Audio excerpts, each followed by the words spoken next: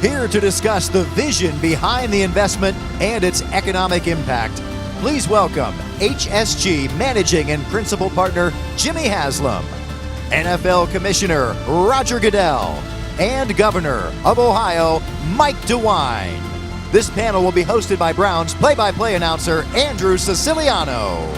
Good afternoon, everybody, or good evening, everybody. I think it's great that, it's such a beautiful day, but the future is so bright that our guy Joe Thomas, the Hall of Famer, is wearing shades in the front row here.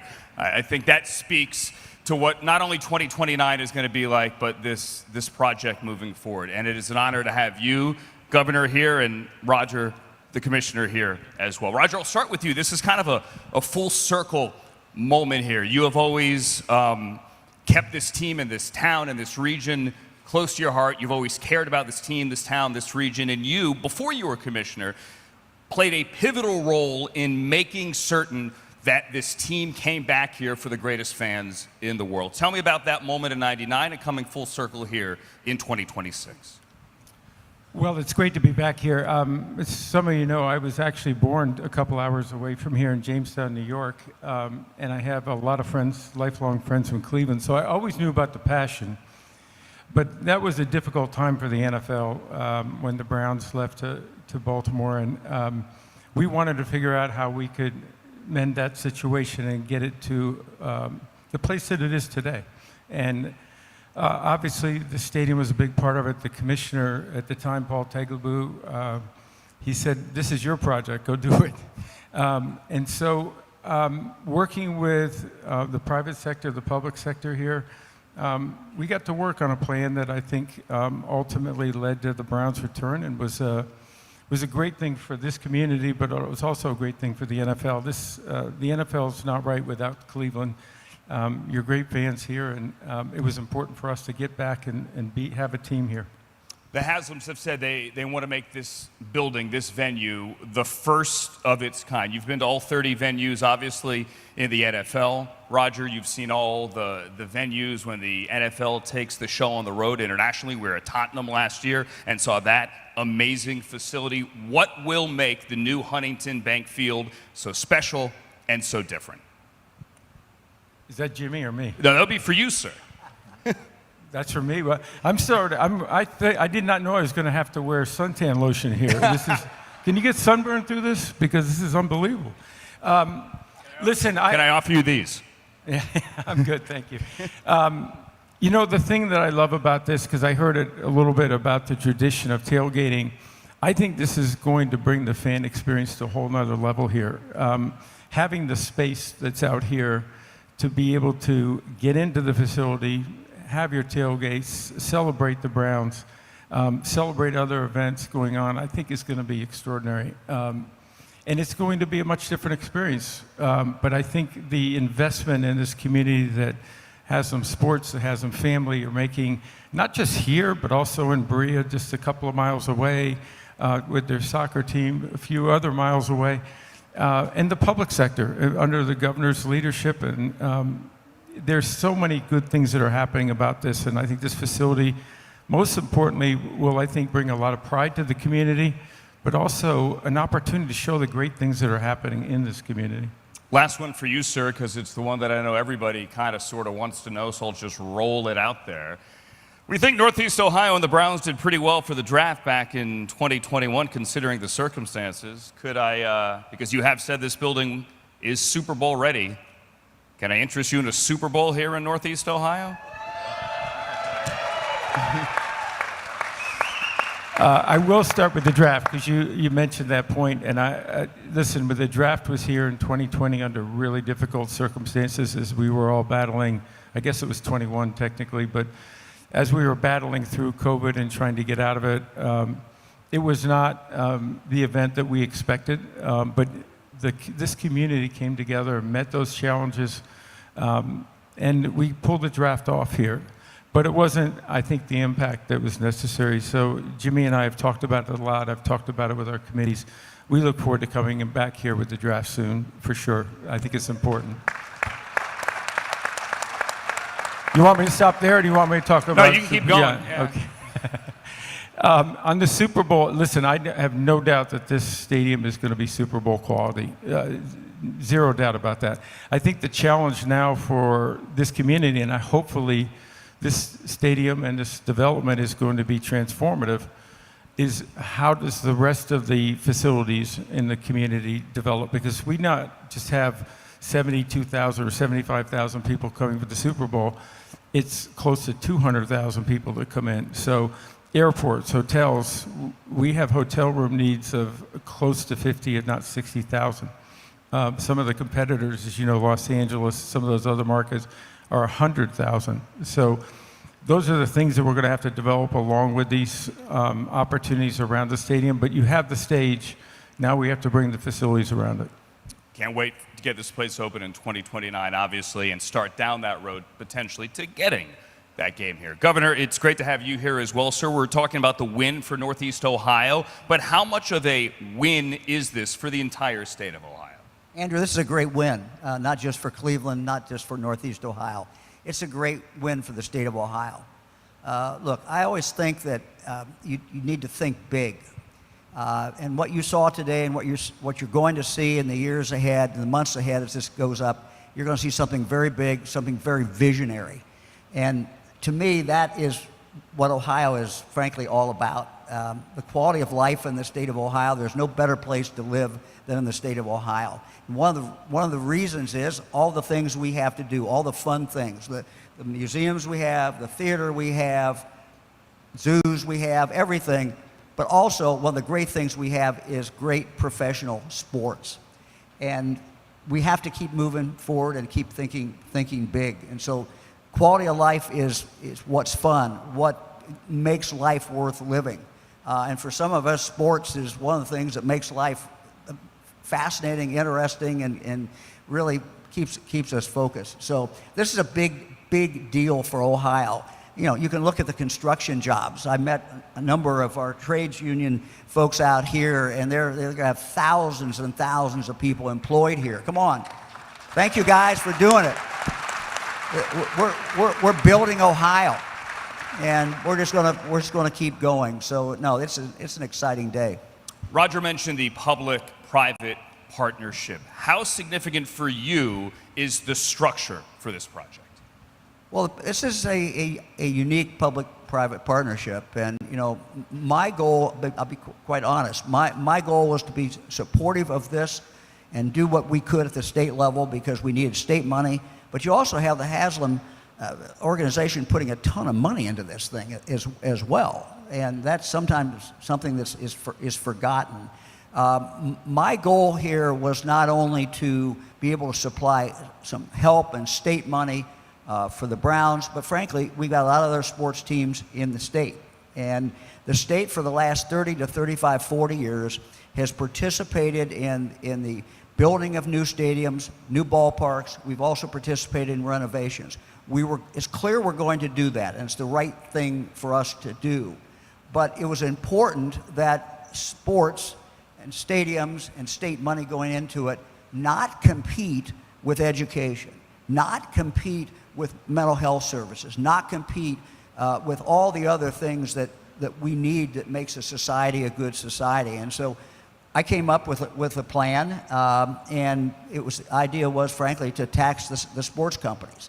Legislature didn't go along with that. But what they did do is they came up with another plan, and it's a plan that does not interfere with the money we need for education and all the other things that we want. So that's what makes this work. And we working with the legislature, a number of them are here, we came up with a plan that's going to ensure that Ohio will continue to be #1 in sports for decades and decades and decades. That money is going to be there to help not only build this stadium, it's going to be there to help our other sports facilities around the state. Again, that's part of the quality of life in the state of Ohio and what we value in the state of Ohio. And what's great as well is that this is not the only project right now in Northeast Ohio. I believe Whitney used the word transformational early, whether it's this project or the other projects that are shovel-ready or currently being planned in Northeast Ohio. How transformational can all those projects truly be for the region? You know, I'm very optimistic about the future of the state of Ohio, but I'm also very optimistic about the future of Northeast Ohio. If you think what's going to happen with this new stadium, if you see can imagine what's going to happen with the airport in the days ahead, and the months, years ahead, but also the lakefront. You know, we have not utilized the lakefront well enough. We've not opened it up enough to people. We've not opened enough for people who live here, but also for tourists to come in. It's one of the great assets that we have is our lakefront. And now, frankly, with opening up of the area where the Browns are now, that in part with other things is going to make the lakefront in the years ahead just be phenomenal. It's going to be a great draw for people to come here. And again, for all of us who live in Ohio, it's going to be a great increase in the quality of life. So I think it's a great time for Cleveland, great time for Northeast Ohio, great time for the state. And Mr. Haslam, let's continue down that road on how transformational this project could be, this venue can be. This is more than just a football stadium. How can you see this project helping transform the region? Well, it's going to be huge economically. It's going to give a lot more flexibility. As you've heard from the Browns, they have a lot of ideas to bring in a lot of entertainment in here. Some smaller facility, some bigger facility. It's going to give a lot more flexibility. I mean, to go back to what I said at the beginning, we do not currently have a covered stadium in the state of Ohio. We don't have anything like this in the state of Ohio. We needed this in the state of Ohio. It was about time, and we're moving forward. Jimmy, how do you see this project as being a transformational force here in the entire region? Yeah, let me start by thanking Governor DeWine and Commissioner Goodell, because they have truly been our partners in this. And I think it was 2 years ago, about this time of year, we went to see the governor. I called him and said, we're thinking about building the stadium. And we took our senior team, and he had his senior team. Never been to the residence. He has this big, long dining room table where sometimes you eat, but every time I've been there, we've worked. So everybody had their computers out, their legal pads out, and we went for about 4 hours. And I remember walking out, and I said, well, what do you think? Because the governor's placed things pretty close to the vest, not the easiest guy to read. And he said, I like big projects. This is going to be hard, but we'll get it done. And the amount of time that he and his management team spent with us over the last 2 years, not all of it pleasant conversations, but all in the spirit of getting this project done. As you all know, there were a lot of obstacles to overcome, but the governor and his staff, the legislative leaders that Dee recognized earlier, we would not be here without you, so thank you very much. And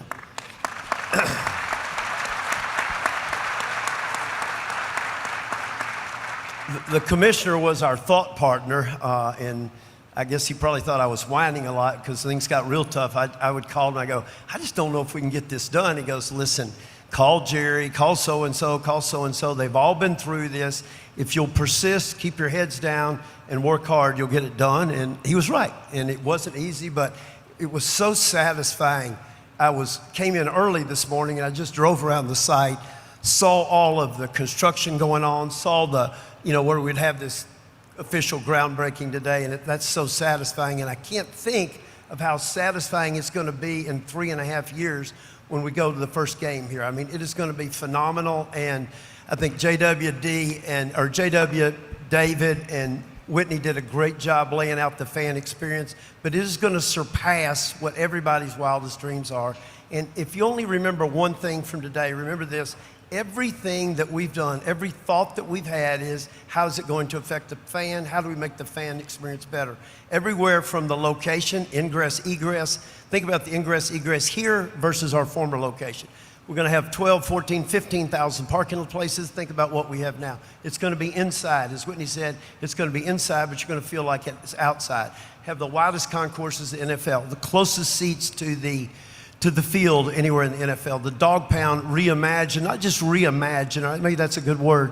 It's going to be spectacular. And our 6,500 dog pound fans that come every day, it's going to be spectacular. So we're really, really excited about this. And I want to thank the governor, the commissioner for holding our hand, working with us, and getting us here today, because we would not be here without the two of you. So thank you. Jimmy, when it comes to job creation, how about that economic impact in the job sector? And I think a lot of this and all the back and forth going around about whether the stadium should be here or not. People lost that is, and I think it was mentioned when the first group was up, this is going to create, and the governor mentioned it, 5,000 construction jobs for 3 years. And we have great partners in the unions in here who do quality work hard, and we know will deliver it on time and on budget. So it's hugely important. And the second thing I would say is those construction jobs, unfortunately, Dave, will go away at some point in time. But we'll have permanent jobs here, and there'll be another 5,000 or 6,000 jobs that are permanent with our mixed use development. So it's spectacular for this area. I think most of you all know this originally was a Ford Motor plant, okay? It employed 22,000 people and was built in, I think, 1958. Since then, not a lot's happened in this area. That's going to change dramatically with the redoing of the airport and with this new facility. And with the governor here, I think this is a significant one as well. I asked him about the funding mechanism and the public-private partnership. From where you sit, how significant has been working with Columbus and working with the State House and putting this thing where we're putting shovels in the ground here today? Well, let me go in reverse order. Mayor Ed Orcutt sitting in the first row. Raise your hand, Mayor.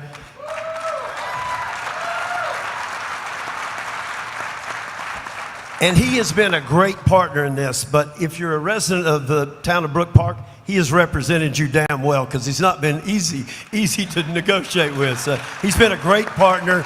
Everything is in the spirit of we will get this done. So thank you, Mayor. The state's been spectacular. I won't say that again. I'll just take you through the math and I'll round numbers. This stadium is going to cost approximately, not counting the real estate development, about $2.6 billion. Let's say that again, $2.6 billion. We're getting 600 from the state and 250 from Mayor Orcutt and Brook Park. So we'll be putting in equity and debt $1.75 billion. That's a lot of money. I mean, a lot of money, okay? But it shows our belief, not just in Brook Park, not just in Cuyahoga County and Cleveland, but on all of Northeast Ohio. Most of you probably don't realize this, but 2/3 of our fans come from outside Cuyahoga County. So to be able to come to a facility that's easy to get in and out of will be tremendous. And then we're putting in $1.8 billion. And I also want to explain how the public financing works. And I'm not at all saying it's not important. It's tremendously important. What Mayor Orcutt will do is that there'll be an income tax on the players, just like we have in Cleveland now. And there'll be admission tax on the players, just like we have in Cleveland now. That big revenue stream, and it's spread out over 30 years, the Brook Park will be able to bond us and write us a check for $245 million relatively early in the project. That will help us get the project going, if you will. This community, though, will realize hundreds of millions of dollars in benefits over that 30-year period. So thank you, Mayor, and I really think this is a win-win. The state operates basically the same way. This development will create lots of new money, if you will. That new money will be in a revenue stream. It will, in this case, we don't have to bond it because of the unusual way they found the fans. But that money, the state will be paid back in full. I think we actually guaranteed 50 or 100 million of it, but the state will be paid back in full. Brook Park will be paid back in full. So, long way of saying it is very, very helpful. But I want to understand, I want to explain, and this, I tremendously appreciate what the governor and what Mayor Orcutt have done. We will pay all this money back. It's not a gift, okay? We will pay it all back over a 20 to 30-year period. Which is amazing. And in our final 2 minutes here, I just want to hit on this as well. Haslam Sports Group has 3 pillars, which is winning, wins, fans, and community. I don't think the community part can be overstated today. What does this day mean for you? It's the start of something. It's the culmination, Mr. Haslam, of a long process, but it's also the start of something huge for this community. How significant is this beautiful day and this great moment? If you don't mind, Andrew, I'm going to speak to the elephant in the room. We have done a lousy job with number 1, okay? And I want you to know that it drives Whitney, D, JW, and I, but particularly JW and I, crazy, okay? And I promise you we are working hard every day, as are Andrew, Coach Monk, Carson, and Denzel, to turn that around, okay? Because our fans deserve better than we've given you the last couple of years. And I think if we can have, what do you think, 3 or 4 more drafts like we had this year, Andrew, that we can get there. So we are working hard on that, and what we have done so far is not satisfactory. I think Whitney, JW, and Dave did a great job on the fans. We have unbelievable fans. We just need to win more games for them. Dee and I were both raised by strong fathers who taught us when you're a part of something, give back. When you belong to a community, give back. And that's what we've tried to do. You know, we're from Tennessee, but we're now spending way more time in Ohio than anywhere else. And I hope that you have seen what we've done, whether it's with education, healthcare, youth sports, economic development, that we want to contribute and give back to this community. This is a huge part of it, but there's other ways we want to give back and help too. So really want to thank everybody for coming today. It's very humbling for us to see all these people, and we thank you very much. So, and Andrew, thank you. All right, thank you, Commissioner Goodell, Governor DeWine. Thank you very much, gentlemen, for both being here today.